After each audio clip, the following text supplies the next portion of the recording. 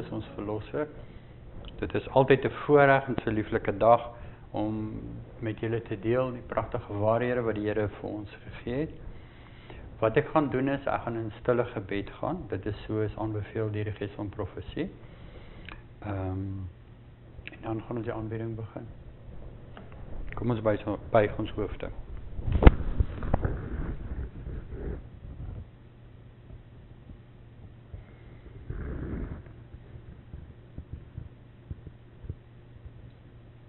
Amen.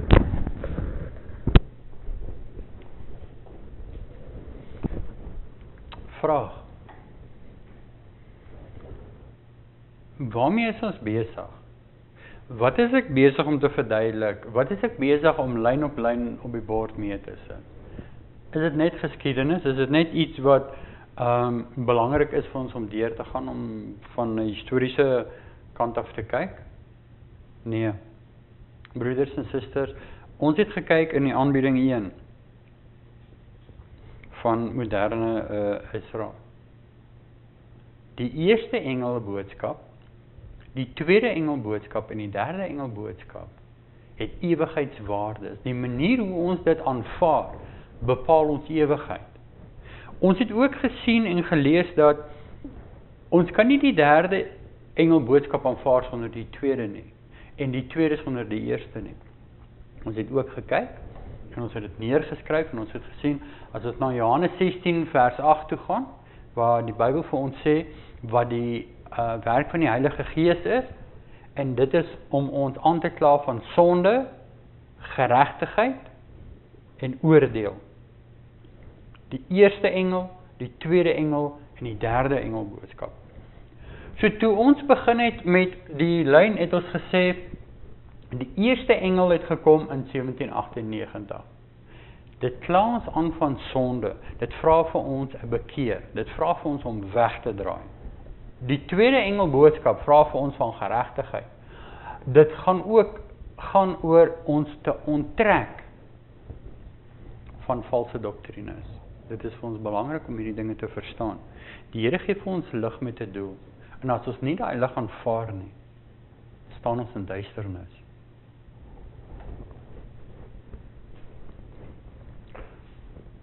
Vir 1260 jaar is God se mense in duisternis. Die Bybel is weggevat van hulle af. Die pausdom regeer. En elkeen wat nie volgens die voorskrifte van die pausdom wil wil buig nie, en dit wil aanvaar nie. Hulle word eenvoudig weggevoer, weggevat en vernietig. Dit is wat Satan doen, twee dinge. Of hy verlei, of hy maak dood. Dit is twee dinge wat hy doen. En in hierdie geval is daar verdrukking vir 1260 jaar, en die mense van God word eenvoudig uitgewis van die aarde af. God laat dit toe. Maar hy gee lig, en hy sê, kom daar uit. Ons het gesê, die tyd van die einde.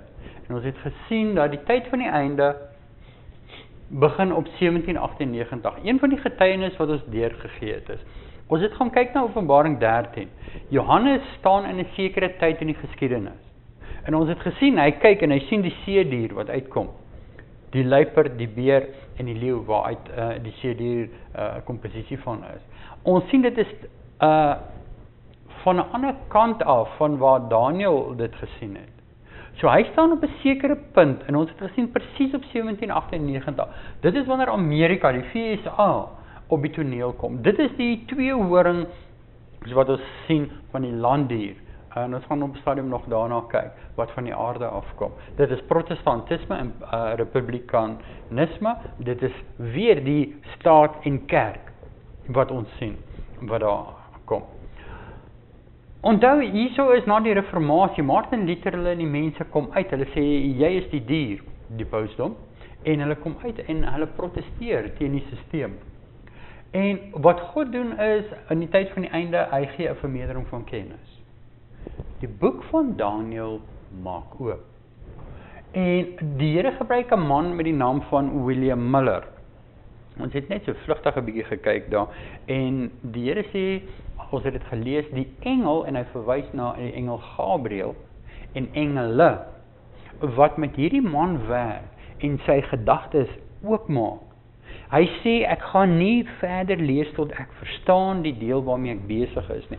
En hierdie profesies, en veral al hierdie, is hoofsaaklik op tyd gebaseer. En die Here maak dit oop. Hy het ook 14 reëls van interpretasie van die Bybel. En ons gaan dit ook beskikbaar maak op die webwerf. Dat julle dit kan deurgaan, julle moet dit gaan soek. Dit is die manier hoe om die Bybel te bestudeer. Die Bybel verklaar homself. Ons verklaar, en hierdie dinge verklaar ons nie. Hierdie is bloot wat die Here vir ons sê, dit is die woord wat vir ons oopgaan, en dit is geskiedkundige feite wat ons hier neerlê. Maar hoekom is dit so belangrik dat ons deur hierdie geskiedenis gaan van hierdie mense? Ons het gesê, ons het gesien, toe ons begin het met hierdie reeks, geskiedenis herhaal. Die Here sê, daar is niks nuut onder die son nie.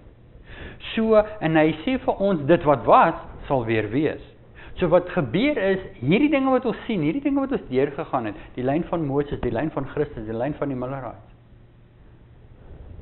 In ons geskiedenis gaan ons sien, hierdie goed word herhaal. Van hierdie goeders word tot op die letter herhaal. So as ons weet wat hier aangegaan het en hoe God met die mense gewerk het, gaan ons sien, dis presies hoe God met ons werk. En ons gaan nie in duisternis wees nie. Vertrou my, ons sal nie in duisternis wees nie. Ons sien in 1816 begin hy die Bybel bestudeer, vir 2 jaar lang bestudeer hy die Bybel. En in 1818 kom hy op Daniël 8:14 en hy bestudeer en hy verstaan volgens hom die 2300 jaar. Nou, ons het gekyk na die 70 weke van Daniël en ons het gesien dat die 3de dekree van Artaxerxes wat die mense opdrag gegee het om te gaan in die tempel klaar te gaan maak in die jaar 457 voor Christus. Het ons gesien is ook dieselfde tydperk wanneer die 2300 jaar begin. En ons het gekyk na, en julle moet na die aanbieding gaan kyk wat ek gedoen het van Esdra 7:9. Dit verduidelik ons presies die afskoppunt en waar dit gaan eindig, wat 'n tyd van die jaar dit gebeur het. En dit vat ons 2300 jaar verder. Maar William Miller kyk hierna en hy maak 'n fout. En ons het dit gekyk in Esdra 7:9, gaan nou weer verduidelik presies wat gebeur.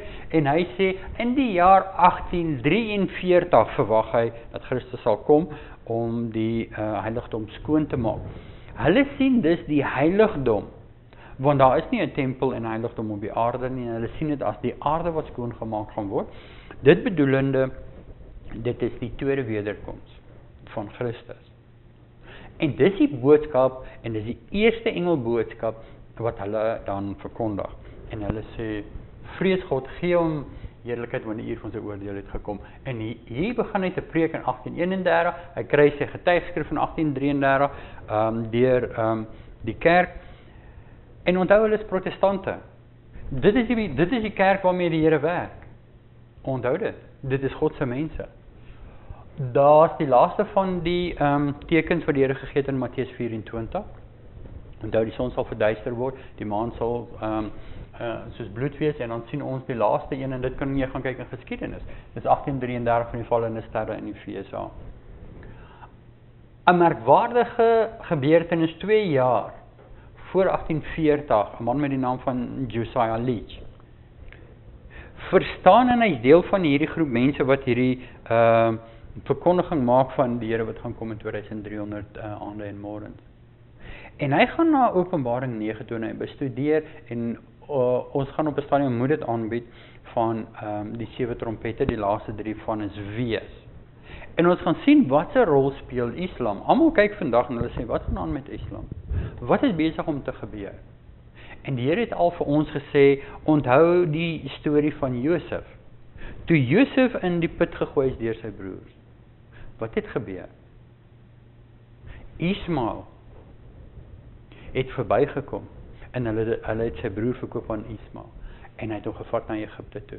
So in een kant kan ons kyk en ons kan sê dat Ismael, dit is niks anders as Islam vir ons vandag, né? Het 'n rol gespeel om Josef, kan jy maar sê, te vat, uit sy situasie uit te red en om te vat na Egipte toe. Waar ons dit ook sien, is baie interessant. Wie is die wyse manne van die ooste, wat die geskenke gebring het vir Josef, Jesus se vader op aarde toe hy gebore is? Die mense het gekom en het geskenke gegee. En dit was as ons aan 'n ander kant gaan kyk, was 'n finansiering op 'n mate gewees, wat Josef gebruik het, toe hy en Jesus en Maria moes gevlug het vir koning Herodes, ook na Egipte toe. So daar sien ons weer, dat, dis interessant, Islam help God se mense in 'n manier. Vandag as ons kyk, en soos maar wag 'n bietjie, dit maak nie baie mooi nie.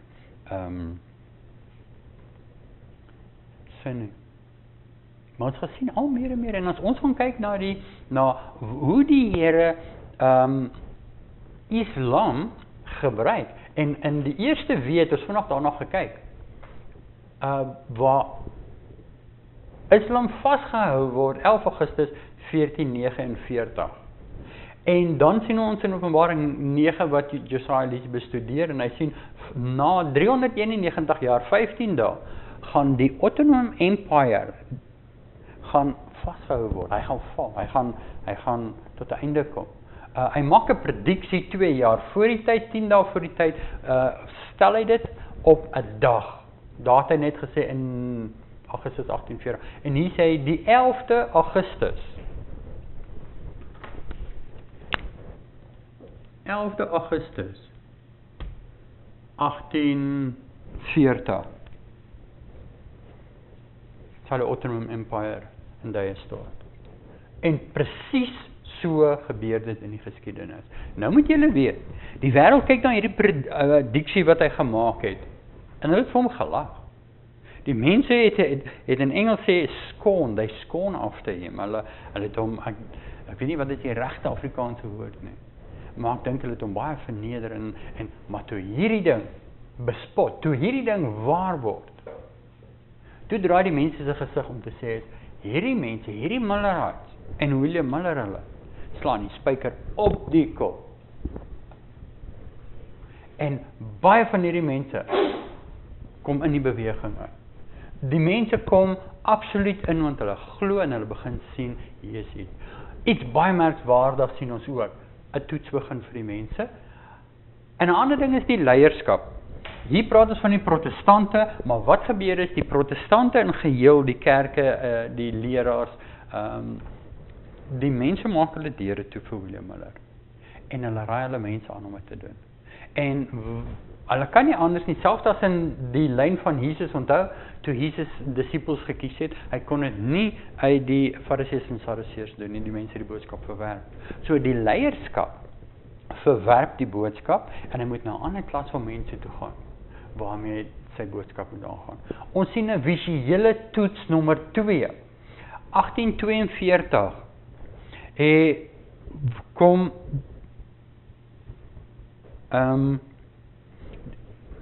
die mense en hulle maak 'n kaart. En Charles Fitch, ek sukkel elke keer om by sy naam uit te kom, hulle maak die 1843 noem hulle dit kaart. Wat belangrik is, kom ons kyk gou. Die 2300 jaar begin op die jaar 457, hulle werk hom uit en sê 1843, in daai jaar verwag hulle die wederkoms van Christus. Al die waarhede van Daniël en Openbaring sit hulle op, en ons het dit gelees waar Ellen G. White vir ons sê, is, die Here sê, my hand was in die maak van hierdie kaart. Die Here sê, sy hand was in die maak van hierdie. En dat niks van hierdie verander moes word, nie? En dat hy die fout toegelaat het, om sy mense te toets. Want jy sien, soos die mense begin preek, en soos die mense begin sê, die Here kom, is daar 'n groot menigte, wat saamgaan, wat sy hart nie regtig reg is nie. Uit vrees en verskillende ander tipe van dinge, hardloop hulle en hulle gaan saam met hierdie boodskap. Maar jy sien, daar kom 'n tyd, wanneer ons kom by toets 3, by die derde engel boodskap, sal ons sien dat die eerste 2 berei die karakter voor, die derde een manifesteer die karakter. Die derde toets is net om te wys, wat het jy gebou, waar staan jy? dit is nie meer tyd om te verander nie, dit wys die karakter. En toe hulle 'n teleurstelling kry waaroor ons nou gaan gesels, 1843 kom en 1843 gaan verby. Die Here het nie gekom nie, soos wat hulle gedink het nie.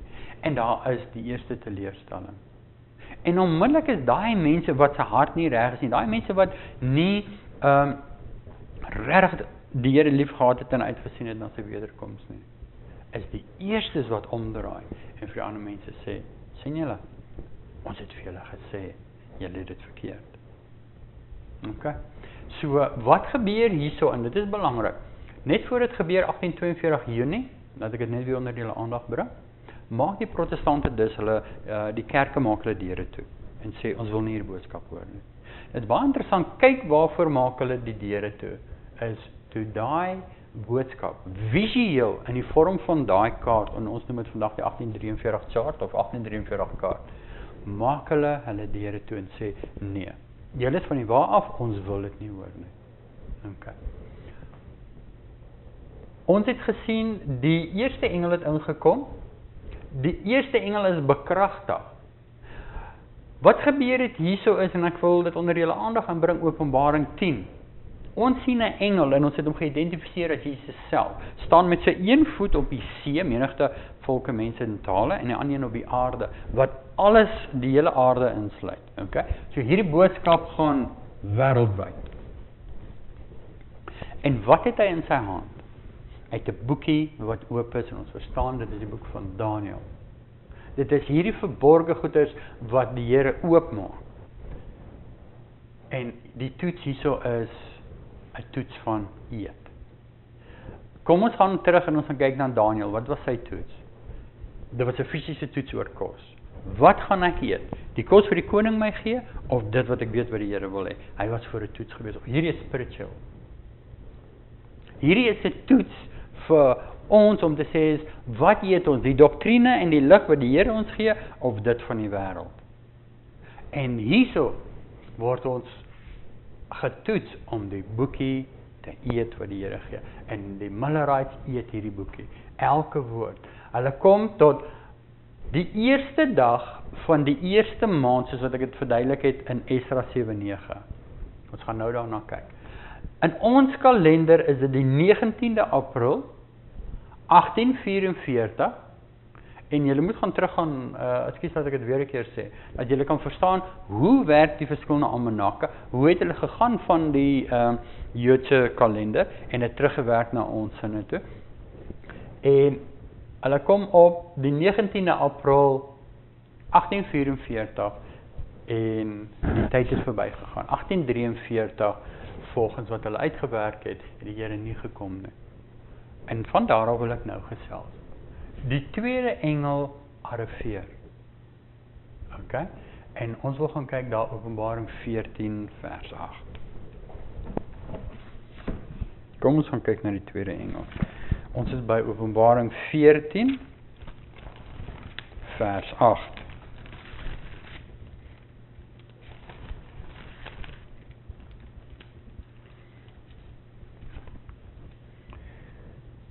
Die Bybel sê vir ons, en 'n ander engel het gevolg en gesê, geval het Babylon die groot stad, omdat sy al die nasies laat drink het van die wyn van die grimmigheid van haar hoerery.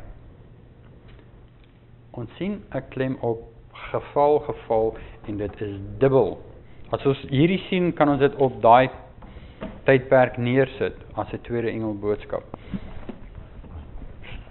En kom ons gaan kyk in die groot stryd, bladsy 393, paragraaf 2, die gelykenis van die 10 jonmaagde van Matteus 25 illustreer ook die ondervinding van die Adventiste, ons het dit gelees.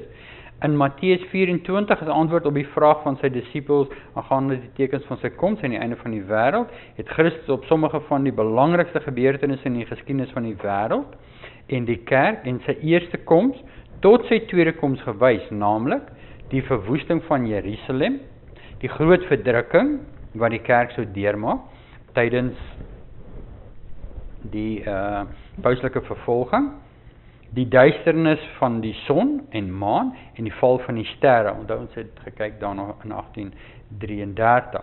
Daarna het hy gespreek van sy koms en sy koninkryk en hy het die gelykenis vertel waarin hy van 2 klasse van diensknegte wat sou uitsien na sy koms. En hierso is baie belangrik. In hierdie hele gedeelte, as ons hier gaan kyk, word die karakters gevorm van 2 klasse mense. Ons sit met die wyse maagde en ons sit met die dwaase maagde. Hierdie gaan jou vorm as jy die lig van Christus vat en daarmee hardloop en die boekie eet, of andersins gaan jy 'n dwaase maagd wees en jy gaan alles mis. En dit is presies wat hier gebeur. Die engel roep ook die mense, en omdat die kerke hulle deure toegemaak het, is dit die eerste keer wat hulle dan kom en dit verkondig en uit die kerke uitkom. Want hulle sê Babylon, Babylon, dit is die protestante kerke het geval. Hulle die boodskap verwerk, hulle het teruggegaan na Rome toe, het hulle embrace. Onthou, of hulle toegevou. Onthou, ons het ook gekyk en ons het gelees en gesê, hierdie selfde klas mense, soos hulle die storie lees van die Jode wat Jesus gekruisig het hulle gekom en gesê, ons sal dit nooit doen. Wie is hierdie mense wat dit kon doen? Maar ons het gesien, soos hulle hierdie engelboodskap, en die eerste engelboodskap verwerp, is dit niemand anders as Christus wat hulle verwerp nie. En so kruisig die protestante dus die boodskap, en dit is Christus. Die tweede engel sê dan vir hulle, kom uit daar uit, my mense. En dit is presies wat gebeur. Maar nou sit ons hierso. Kom ons gaan na Esra 7:9 toe. Ek wil net baie vinnig net weer daarna kyk. Kom ons gaan lees Esra 7:9.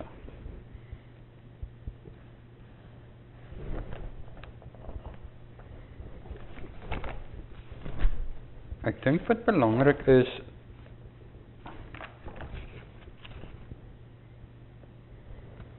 Kronieke, Esra.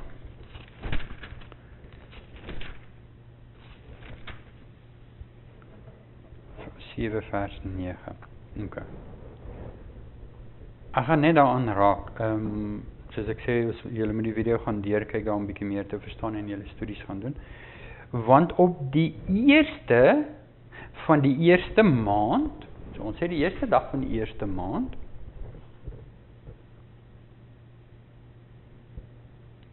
het hy die optog uit Babel gereël. So Esra kom uit Babylon uit, en op die eerste van die 5de maand het hy in Jerusalem aangekom. Ons sien dit baie duidelik daar. Maar ons weet dat toe Esra uit Babylon uitgaan, sit hy met die 3de dekree van Artaxerxes in sy hand, wat hom gesê het, gaan maak die tempel klaar in Jerusalem. So hy het die 3de dekree. Okay? En ons het nou in die jaar 457 voor Christus. Maar wanneer het daai ding in werking gekom? Nie toe hy die eerste dag verlaat het nie. Nie toe hy daar aangekom het nie. Eers in die herfs van 457, op die 10de dag van die 7de maand, toe hulle die herbou begin het weer, van die tempel, kom hy in werking. En as ons gaan kyk, en ons het dit gesien, as jy van die eerste dag as Januarie verwys, vir 475 jaar, sal jy sien, dan gaan jy eindig op die laaste dag van 1843. Maar, as jy skuif na die herfs toe, wat in die 7de maand val, dan skuif jy outomaties na jou volgende jaar toe, wat in 1844 is. Ek het dit baie mooi verduidelik daaroor. En wat toe gebeur is in hierdie tydperk, hier sit hulle, en hulle het 'n teleurstelling. Hulle begin en hulle gaan kyk na elke liewe puntjie. Hoe het hulle uitgekom op daai datum, en hulle sien, hulle is in alles reg. Ek wil vir julle verder lees.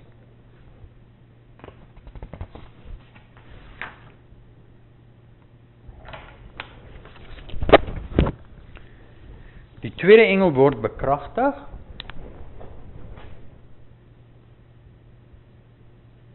Die 15de Augustus 1844.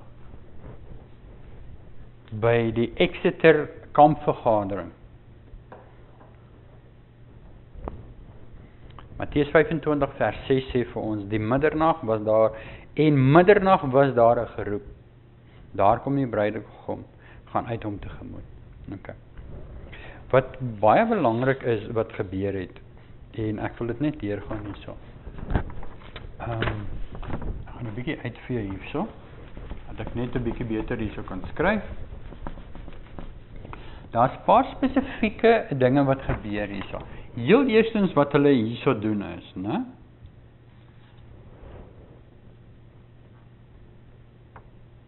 Hulle talm. Ek gaan dit so skryf, dit is die Engels.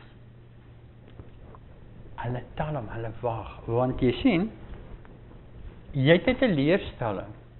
Hulle weet op daai punt nie regtig wat aangaan nie. Wat hulle doen is, hulle gaan terug na dit wat hulle bestudeer het. Die boodskap van hier af gaan nie uit na die wêreld nie. Hulle het nie 'n boodskap vir die wêreld nie. Hulle is ingekeer na hulle self toe. Die talmtydperk van, wil ek terugverwys van na Israel in die woestyn. Want ons gaan al hierdie dinge sien lyn op lyn gebeur. Wat gebeur met Israel is, terwyl hulle in die woestyn is, het hulle by die dag 'n wolkkolom en by die aand 'n vuurkolom wat Christus hulle lei. Wanneer daai wolkkolom stil staan, slaan hulle tente op en dit is die plek waar hulle dan bly totdat daai wolk beweeg, sal hulle tente opslaan en hulle sal weer die wolk volg. So wanneer hulle tarry in Engels of wanneer hulle talm, is wanneer daai wolk daar staan deur die dag, daai vuurkolom deur die aand, en dit is waar Israel dan sal bly. En hierdie is 'n beeld daarvan. Daar staan hulle vas. Dis nie dat hulle niks doen nie, maar nou studeer hulle soos nog nooit tevore nie, om te verstaan, wat gaan aan? Wat is die boodskap wat die Here vir hulle gee? Hoekom ons verkeerd? Ons glo die Here het ons gelei tot die, wat is fout? Ons weet dat die Here se hand was op die syfers gewees van 1843. Daar's iets anders wat ek nog, okay, ons weet dit is die eerste teleurstelling.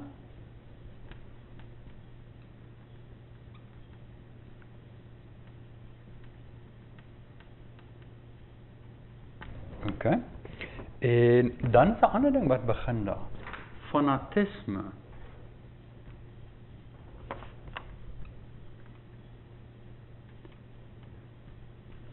Want jy sien, nou gebruik Satan hierdie spesifieke teleurstelling om, wat is die regte woord, in te kom en hierdie mense uitmekaar te dryf. Die mense wat nie regtig in hierdie boodskap staan en wat vas is met hierdie dinge nie. En fanatisme kom binne in die beweging in. Dit is alles Esra 7:9. Ek gaan hierdie uitvee.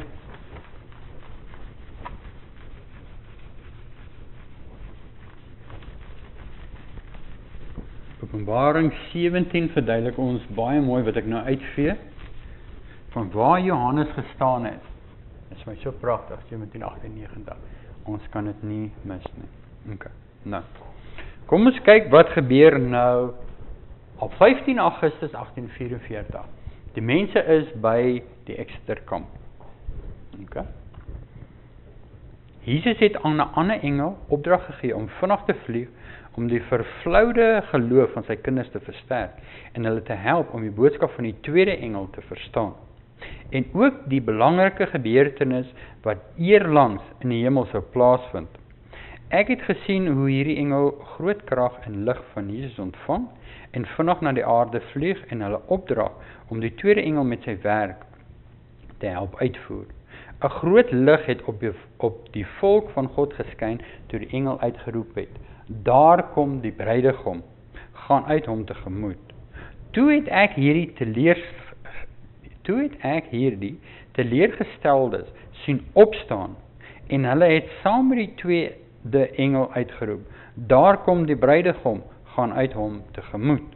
Die lig van hierdie engel het oral die duisternis deurgebring. Hierdie is eerste geskrifte, bladsy 248. Ons is besig om te kyk wat dit gebeur by die Exeter kampvergadering. Okay. Die boodskap, daar kom die bruidegom, was nie so seer iets wat deur argumente kon bewys word nie, alhoewel die skrif tierlike bewyse daarvoor duidelik en afdoende was. 'n Bewegende krag wat die siel aangeroer het daarmee gepaard gegaan. Daar was geen verwyfeling nie, vertwyfeling nie, en geen vrae nie. By die geleentheid van Christus se triomflike intog in Jerusalem, het die volk uit alle dele van die land saamgekom om fees te vier. Almal is na die Olyfberg, en toe hulle aangesluit het by die skare wat Jesus begelei het, is hulle ook besiel met die gees van die uur. En hulle het saam geskree. Nou, wat sy doen hierso is baie belangrik. Onthou toe ons gekyk het in die geskiedenis van Christus, wys die bekragtiging van die tweede engel met die triomfintog in Jerusalem. Onthou julle dit, wat ons ook gewys het as 'n tipe van uitstorting van die Heilige Gees, en hier sien ons ook weer 'n tipe van uitstorting van die Heilige Gees. So met krag het hierdie boodskap gegaan na almal toe. Geseënd is hy wat kom in die naam van die Here, dis Matteus 21 vers 9. Op dieselfde wyse het ongelowiges wat na die advent byeenkomste gestroom het, sommige uit nuuskierigheid, sommige uit om te spot, die oortuigende krag gevoel wat daar in die boodskap was. Daar kom die bruidegom. Ons sê ook as ons kyk hierso, fanatisme het gestop hierso. So hier sien ons dit het gestop. Ek wil net weer teruggaan na fanatisme waar dit begin het en ek wil kyk vir 'n aanhaling. Ons aanhaling kan ons kry, daar's baie aanhalings wat ek nie neergesit het nie. Dit gaan baie tyd vat om dit deur te werk, maar dit is belangrik as jy julle studies doen. Maak seker julle kry julle aanhalings uit die Gees van Profesie in die Bybel en julle kan dit baie mooi neersit en neer lê daar om te weet hierdie is waarhede en sy beskryf dit ook so.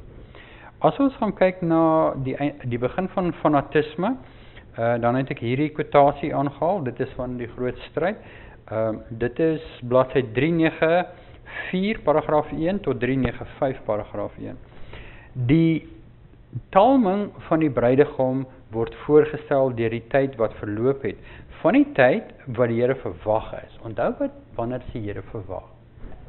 Dit was tot en met die einde van 1843. Ek het in Esra 7:9 baie mooi verduidelik met hoe ons by die 19 April uitkom. Dit is waarna sy verwys. Dit is die teleurstelling. Okay. Die teleurstelling en die skynbare vertraging. Gedurende hierdie tyd van onsekerheid het die belangstelling van die oppervlakkiges en halfhartiges begin kwyn en hulle poging het verslap, maar diegene wie se geloof op die persoonlike kennis van die Bybel berus het 'n rots onder hulle voete gehad en nie deur die bare van teleurstelling kon weggevoer word nie. Almal het vaak geword en aan die slaap geraak. Die een klas is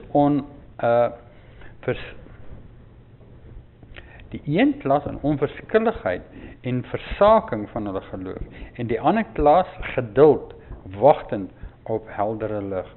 En tog in die nag van beproewing het dit geskyn of laasgenoemdes in 'n sekere mate. Hulle ywer en toewyding kwyt geraak het. Die halfhartiges en oppervlakkiges kon nie langer leun op die geloof van hulle broeders nie. Baie belangrik. Elkeen moet in sy eie geloof staan of val. Omtrent hierdie tyd, sê sy, het fanatisme sy verskyning gemaak. So ons kyk hierso en dan kyk ons baie mooi hierso Great Controversy, 'n groot stryd, 394. Kom ons kyk 'n bietjie wat gebeur toe op die Exeter kamp. Okay. Kom ons kyk 'n bietjie wat gebeur op die Exeter kamp. Ek gaan 'n bietjie daar deurgaan. Exeter kamp vergadering. En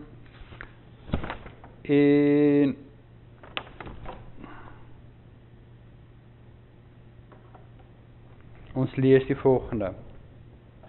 So het die stryd voortgegaan tot Julie 1844, toe die grootste kamp vergadering wat Adventiste ooit gehou het hulle vergader op dieselfde Exeter, New Hampshire.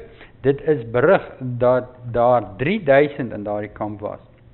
Dit is gehou in die bos, in die ope, geen lab paviljoen vir die kampdienste nie, maar baie sitplekke.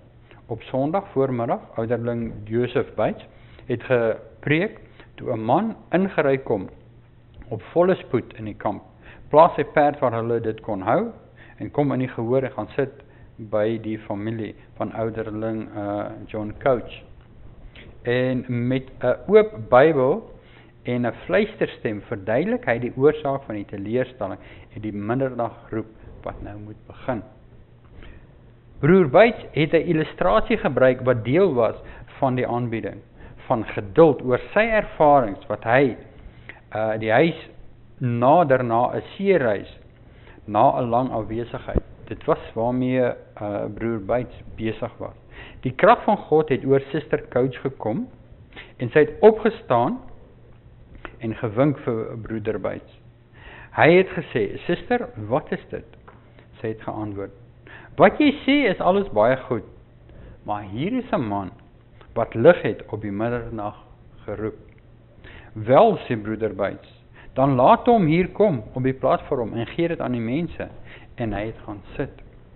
Die leraar wat dus op die podium was S.S. Snow, dit was Samuel S. Snow, wat in 'n paar sinne vir hulle die pad van sy middernaggroep boodskap gegee het.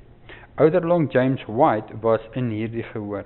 Ek was nie daar nie, maar ek het my lig op die onderwerp van diegene wat daar was gekry. Okay. Ek gaan nou die aanhaling gee. Ek wil aangaan die middernaggroep. Broer Snow het die vraag gevra: waar is nou ons Advent ervaring? Antwoord van die gehoor: in die talmtyd. Die mense het presies geweet waar hulle gestaan het. Vraag: hoe lank was die visie van die talm? Antwoord: tot middernag. Vraag: wat is 'n dag in profesie? Antwoord: 1 jaar. Vraag: wat dan sou 'n nag wees? Antwoord: 6 maande. Want as jy 'n nag van is dit die helfte van die siklus. Vraag: wat sou nou middernag wees? Antwoord: 3 maande. Vraag: hoe lank is ons nou in die talmtyd? Antwoord: net 3 maande. Dit is toe hulle hierso sit. Kan jy kyk, hulle sit in 3 maande tydperk daar. Hy het gesê, dan is dit die middernag nou, en ek is hier met die middernag geroep. In 'n paar sinne het hy verduidelik dat dit in die herfs van die jaar 457 was, waar die bevel uitgegaan het. Onthou julle van Esdra 7:9, en dit is die 3de bevel van die koning Artaxerxes. Dit was nie in Januarie nie, soos ons dit al voorheen verduidelik het. En so was hulle dan 6 maande kort in hul berekening van die 2300 dae. En dat die 22 Oktober 1844 sou die spesifieke datum wees.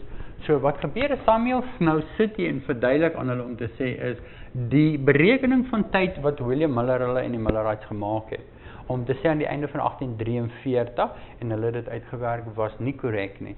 As jy dan kyk na wanneer Esdra 7:9 begin, die eerste dag van die eerste maand, was gewees in herfst, en dit vat ons dan weer tot in die herfst van 1844, en die datum wat hulle dan uitgewerk het, daar val presies op 22 Oktober 1844. Okay.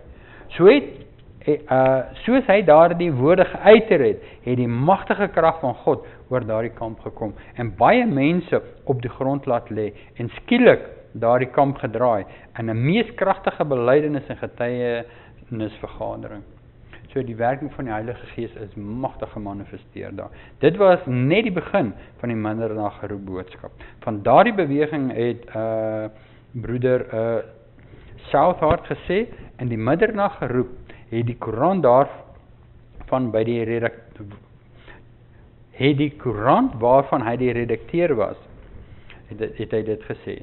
Dit spoel oor die land met die snelheid van 'n tornado, en dit bereik harte in verskillende en afgeleë plekke, byna gelyktydig en op 'n wyse wat sleg op die veronderstelling dat God dit was. Die groot tweede adventbeweging in die jaar 1905, hierdie is hier in Longborough, en op bladsy 522 en 523 is die hele aanhaling wat ek daar gedoen het. So wat gebeur is op die Exeter kampvergadering, kom Samuel S.S. nou ingry met sy perd en sê mense, dit is die middernaggeroep. En die middernaggeroep begin dus hierso. Op 15 Augustus 1844. En hulle het net hierdie tydperk voordat hulle glo Jesus sal kom. 1844, 22 Oktober. Die derde engel arriveer hierso. Die derde engel arriveer. Kom ons gaan kyk en ons gaan lees die derde engel. Ons gaan na Openbaring 14. En ons gaan kyk na die derde engel.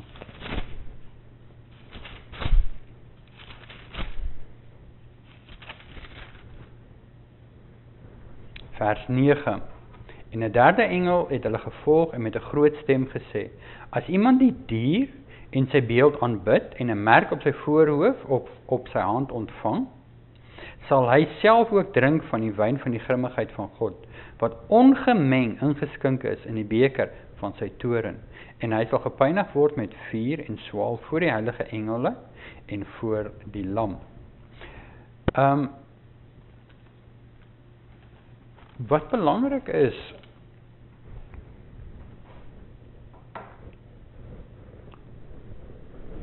die eerste engelboodskap, onthou ons dit gedoen het, is 'n komposisie van die eerste een, die tweede een en die derde een. So as ons hom ontleed, sal ons al drie engele boodskappe binne die eerste een kry. Hier kom die derde engel die boodskap in geskiedenis in 1844, 22 Oktober. Kom ons kyk 'n bietjie wat gebeur daar. Daniël 8:14. En hy het vir my gesê: 2300 aande en môrens, dan sal die heiligdom in sy regte staat herstel word. Dit is die boodskap, en dit is die boodskap van tyd wat William Miller hulle verstaan. Dis wat hulle verkondig het, en die Here het 'n paadjie saam met hulle gestap. Die kaart wat hulle gemaak het, weet ons die Here se hand was op 'n fout, op 1843. Dit weet die mense was nou in 19, dit het ons gevat nou na 22 Oktober 1844 toe. Okay. Ek is teruggewys na die verkondiging van die eerste koms van Christus. Johannes is gestuur in die gees en krag van Elia om die weg vir Jesus te berei. Diegene wat die boodskap van Johannes verwerp het nie gebaat by die lering van Jesus nie. Dit is baie belangrik. Hoor mooi wat hy sê. As ons hier staan en jy het nie die tweede engel boodskap aanvaar nie, gaan die derde engel boodskap vir jou niks beteken nie. Maar ook as jy die eerste engel boodskap nie aanvaar het nie, gaan die tweede vir jou niks beteken nie. So jy moet in volgorde daai boodskappe aanvaar en daarvolgens lewe. Diegene wat die boodskap van Johannes verwerp het nie gebaat by die lering van Jesus nie. Hulle teenstand teen die boodskap wat sy koms voorspel het hulle op 'n plek gebring waar hulle self nie die sterkste bewys van sy messiaskap sou aanneem nie. Satan het diegene wat die boodskap van Johannes verwerp het, voortgelei om nog verder te gaan, naamlik om Christus te verwerp en te kruisig. Deur dit te doen, het hulle hulself in 'n posisie gebring waar hulle nie die seën van die Pinksterdag kon ontvang, wat hulle die weg tot die hemelse heiligdom sou gewys het nie. Ek gaan aan. Dit is alles hierdie uit die eerste geskrifte, bladsy 259 paragraaf 1 en ek gaan lees tot 269 paragraaf 1. Baie dink met afskuw aan die handelswyse van die Jode in hulle verwerping en kruisiging van Christus. En waar hulle die geskiedenis lees van die skandelike behandeling wat hy ondergaan het, dink hulle dat hulle hom lief het, en dat hulle hom nie sou verloon, soos Petrus, of hom sou kruisig, soos die Jode nie, maar God, wat die harte van almal kan lees, het die liefde wat hulle sê, dat hulle vir hom het, op die proef gestel. Dit is alles wat hier gebeur in die geskiedenis. Die ganse hemel het met die grootste belangstelling gekyk, hoe die eerste engelse boodskap ontvang word. Vele wat gesê dat hulle Jesus lief het, en wat trane stort wanneer hulle die verhaal van die kruis lees, het gespot met die goeie nuus van sy koms. Plek dat hulle die boodskap met blydskap aanvaar het, het hulle gesê dat dit 'n bedrog was. Hulle het diegene gehaat wat sy koms lief gehad het, en hulle het uit die kerke verban. Diegene wat die eerste boodskap verwerp het, kon nie baat by die tweede nie, ook is hulle nie bevoordeel deur die middernag geroep, wat hulle sou voorberei om deur geloof saam met Jesus in te gaan in die allerheiligste plek van die hemelse heiligdom nie. Deur die tweede vorige boodskappe te verwerp, is hulle verstand so verduister dat hulle geen lig kon sien in die derde engelse boodskap wat die weg aangewys het na die allerheiligste toe nie. Ons weet as Adventiste wat gebeur het hierso. 1844, 22 Oktober, het Jesus van die heilige gegaan na die allerheiligste, die boeke is geopen en die oordeel het begin.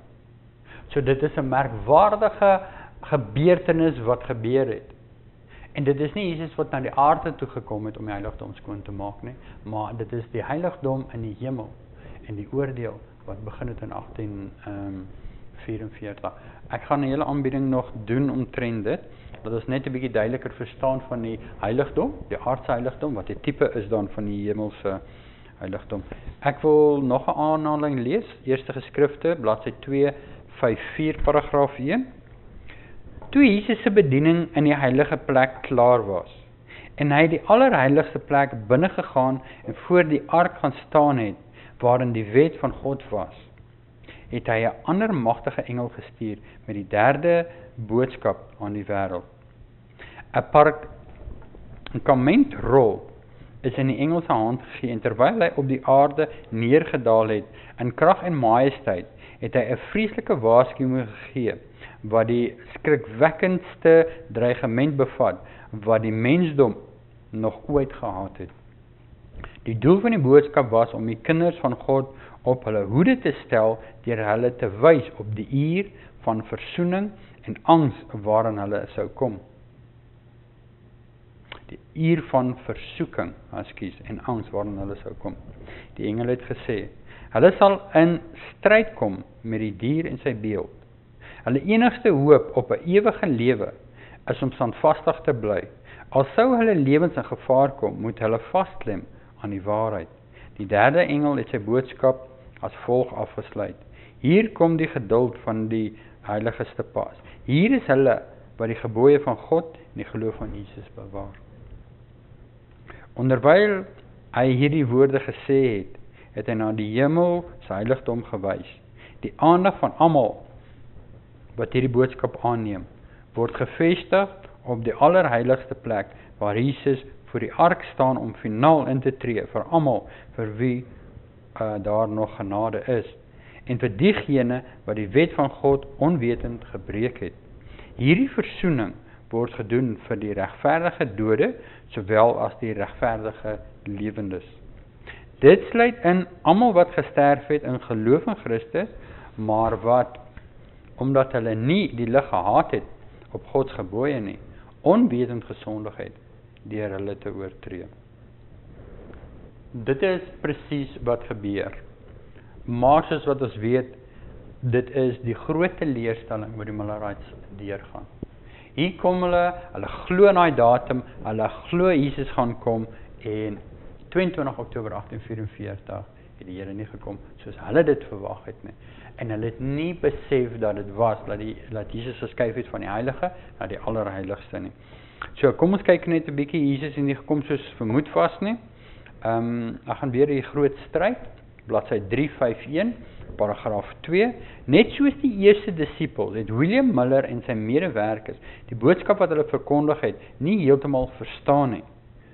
Dwalings wat lankal in die kerk bestaan het, het hulle verhinder om 'n belangrike punt in die profesie reg te verklaar. Daarom, hoewel hulle die boodskap verkondig het, wat God aan hulle vir die wêreld gegee het, moes hulle nogtans deur misverstand teleurstelling ondervind. So hier merk ons, en ons noem dit die groot teleurstelling.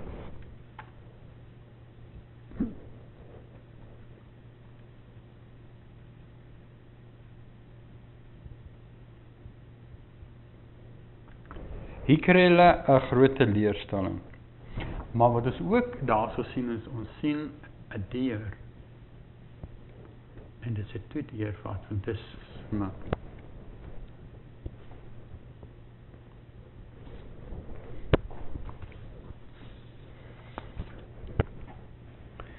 Ek wil net vandag 'n bietjie kyk wat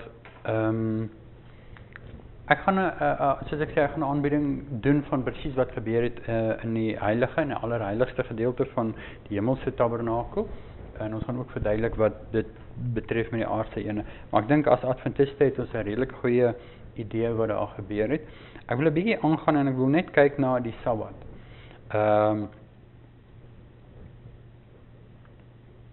As ons kyk weer na Openbaring 14 vers 6. Kom ons kyk net weer na die eerste engelboodskap. En ek het 'n ander engel in die middel van die lug sien vlieg met 'n ewige evangelie om te verkondig aan die bewoners van die aarde en aan alle nasies en stamme en tale en volke. En hy het met 'n groot stem gesê: "Vrees God en gee hom heerlikheid, want die uur van sy oordeel het gekom. En aanbid hom wat die hemel, die aarde en die see en die waterfonteine gemaak het." As ons kyk daar na die laaste gedeelte, dan sal ons sien dis 'n uittreksel en ons verstaan dit uit die 4de gebod en dit verwys terug na die Sabbat toe. En ek wil net vinnig sê in geskiedenis wat gebeur in die herfs van 1846. So nou sit ons hier verby. Ons sit hierso in 1846 en ek wil net vinnig sien wat het alles gebeur en daar. In die herfs van 1846 het ons begin om die Bybel Sabbat te onderhou. Ellen G. White en James White. En te leer en te verdedig. My aandag was eers gefokus op die Sabbat terwyl ek besig was met 'n besoek aan New Bedford, Massachusetts, vroeër in dieselfde jaar. Ek het daar vertroud geraak met ouderling Joseph Bates, wat vroeër die geloof omhels het en 'n aktiewe arbeider in die saak was. Broeder B het die Sabbat onderhou en die belangrikheid daarvan aangedring. Ek het nie die belangrikheid daarvan gevoel nie en het gedink dat broeder B gefouteer het om die 4de gebod meer ag te gee as op die ander 9. Maar die Here het my 'n gesig van die hemelse heiligdom gewys. Die tempel van God is in die hemel geopen en ek was die ark van God bedek met die versoensdeksel getoon. 2 engele het een aan elke kant van die ark met hul vlerke uitgesprei oor die versoendeksel en hul aangesigte wys na die versoendeksel. Met my gepaardgaande engel het my meegedeel dat dit al die hemelse leerskare verteenwoordig. En met eerbied en ontzag na die heilige wet wat geskryf is deur die vinger van God kyk. Jesus het die deksel van die ark verwyder en ek het die kliptafels daarop die 10 gebooie wat die 10 gebooie op geskryf is gesien. Ek was verbaas toe ek sien dat die 4de gebod in die middel van die 10 gebooie met 'n sagte glans van lig rondom dit was, of dit het, sê die engel, dit is die enigste een van die 10 wat die lewende God, wat in die hemel en in die aarde en alles wat daarin is geskep het, definieer. Wanneer die fondamente van die aarde gelê was, was die fondament van die Sabbat ook gelê. Ons kyk ook na 'n ander gebeurtenis op Sondag, Augustus 30, 1846 staan James Springer White en Allen Gold Hammond voor Charles Harding voor die gereg in Portland, Maine en is getroud. Die trousertifikaat behoue deur die jare is slegs klein stukkies papier. Maar dit dra die herinneringe wat gebeur het. So hier is iets baie interessant. 1846 sien ons die Sabbat en ons sien ook die huwelik. Al twee wat dui op die verbond wat God met sy mense maak. In 1846. Kom ons gaan net vanaand en ons kyk. Ons sê hierdie is 'n tydlyn van die Millerites. Ons het gesê die Here gee vir ons lig, hy wil ons uit die duisternis kry. Ons gaan deur. Die duisternis wat daar was 1260 jaar. Van die pausdom wat die Bybel weggevat het. Ons kyk dat die tyd van die einde waarvan ons in Daniël 12:4 gelees het, is in 1798.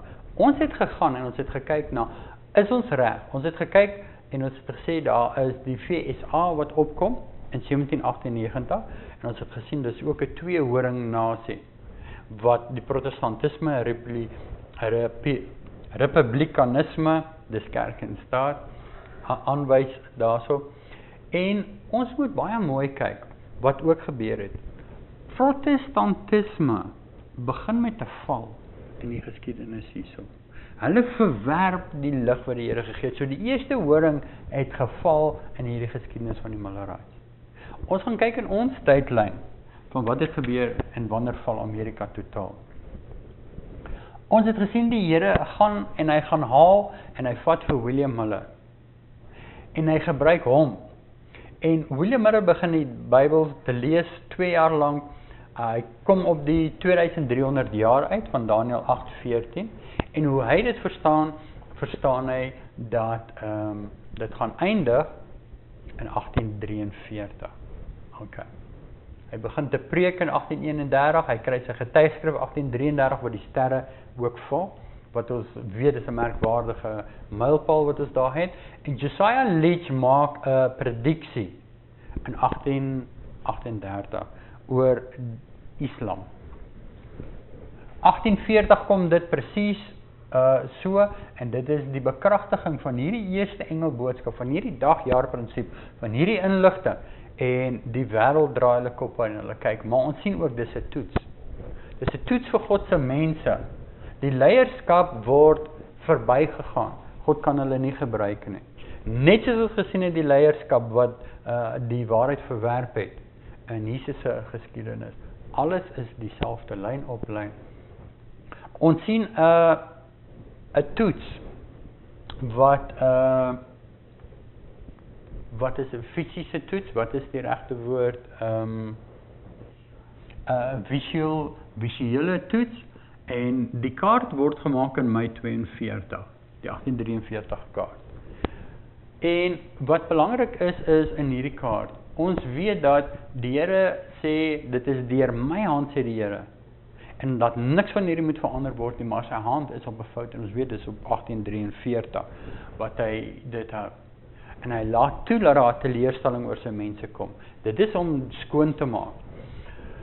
Ons kyk in Junie 1842 die protestante kerke maak, met uitsonderings, maar maak basies almal maak hulle deure toe vir hierdie boodskap. So wat gebeur is hierso, die protestante, God se kerk word Babylon. Hulle hou aan die doktrines van Rome vas en die Here stuur die tweede engelboodskap, Openbaring 14 vers 8, om te sê kom uit daaruit. Okay. Ons het sekere dinge gesien van die talm, ons het die teleurstelling gesien, ons het die fanatisme sien wat daar begin het. Dan het ons ook gesien volgens Esdra 7:9 wanneer die dekree ingekom het, die presiese datum op die kalender val op 19 April 1844 was die eerste dag van die eerste maand volgens Esdra 7:9 en dit is die eerste teleurstelling wat hulle gehad het. Maar wat baie belangrik is Openbaring Kom, ek wil net terug aan Openbaring 10 hierso, voordat ek aangaan. Sien ons op die bekragtiging van die eerste engelboodskap. Die Here self staan met sy een voet op die see, sy ander voet op die land, en hy vra dat die boekie moet geëet word. Dit is 'n opdrag om die boekie te eet.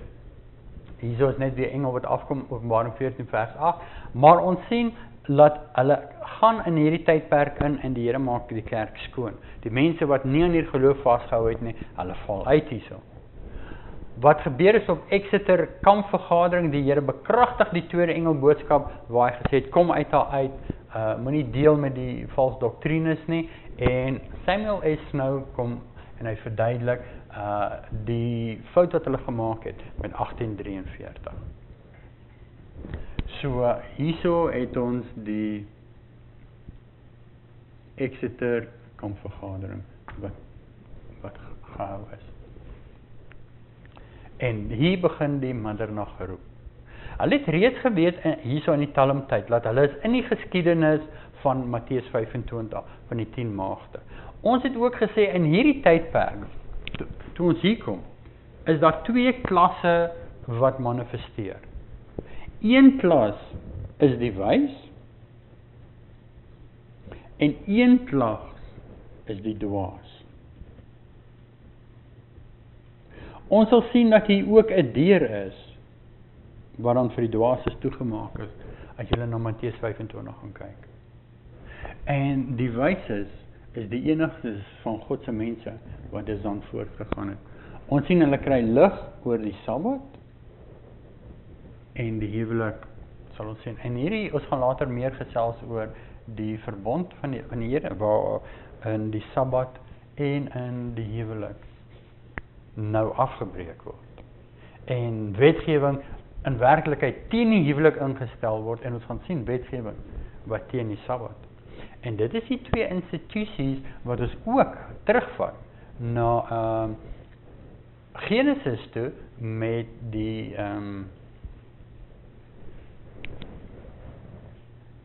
skepping.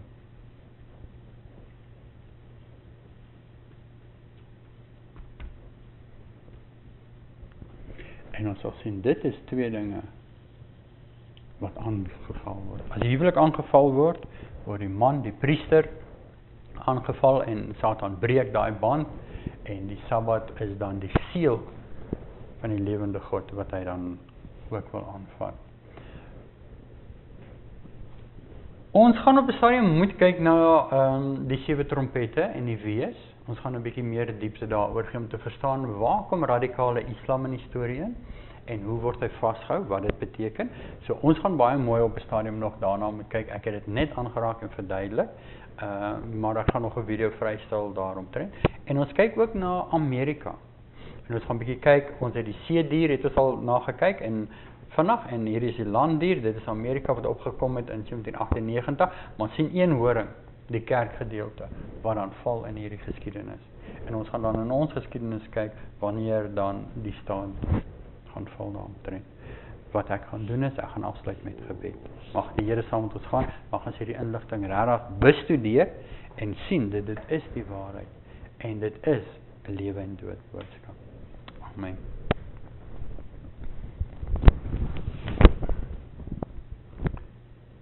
Hemelse Vader, Abba Vader, Here, U gee vir ons lig, U verwag van ons om dit te bestudeer, U wil ons uit die duisternis uithaal waarin ons is, U wys ons hierdie dinge lyn op lyn, en soos ons deur hierdie lyne gaan, my Here, bring dit ons nader en nader na ons geskiedenis en waar ons in tyd is, want U wil vir ons presies wys wat gebeur, en hoe werk Satan, en hoe subtiel hy hierdie inligting en hierdie dinge wat vir ons so belangrik is, vir ons ewigheid, dat hy dit verberg en dat hy dit in duisternis en donker hou.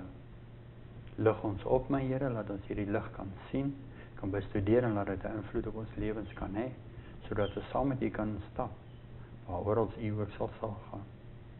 Ek vra hierdie dinge in die pragtige naam van Jesus ons verlosser. Amen.